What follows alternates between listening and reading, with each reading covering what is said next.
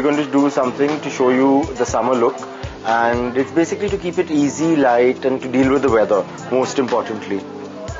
I start basically using a slightly creamy eyeshadow because that becomes a little more easy to wear, and it's a cream to powder. You don't need to really go heavy during summer. It's very important to keep it light, to keep it fresh, and to keep the skin kind of more or less natural. It's very important. If there's too much, it'll start streaking because of the weather. You cover the eyes with a little bit of the cream eyeshadow.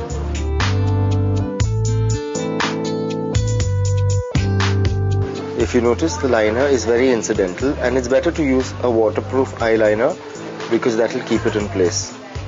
You start from the outward corner and move inwards.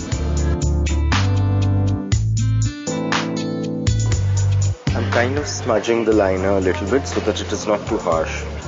You need to keep the eyes a little bit softer for the day, or else it will get too heavy. After the liner, I finish with a waterproof mascara. Again, waterproof because of the weather. Because if you are too hot and too sweaty, then you're going to have your mascara streaking all over you. And also, the weather does make the makeup run a little bit. And apply the mascara.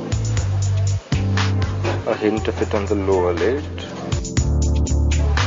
In the case of the mascara smudging, use a cotton bud and clean out all the unwanted areas. It's very important that you don't have anything onto your eyebrows, and it's good to have them a little bit well groomed. I'm taking a little bit of eyebrow pencil to fill in just the blank spots. Because of summer, if you've noticed, I've not put, look up, much foundation. I'm just using a compact or a powder foundation, which kind of keeps the skin fresh.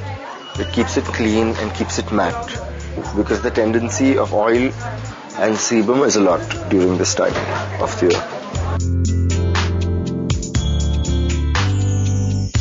Finally, I use a bronzier blush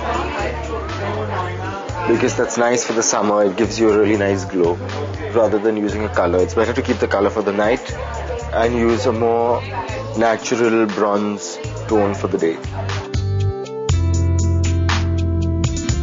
Use a little bit of lip balm before applying the lip color or the gloss.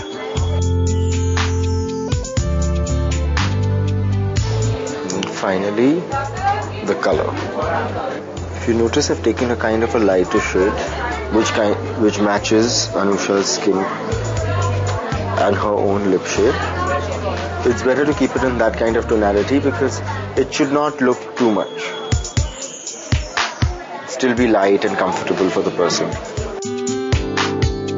And finally, the gloss. If you notice, I'm taking a hint of gloss because if you take too much for the day, it's going to melt in our heat and drip all over, causing the lips to bleed.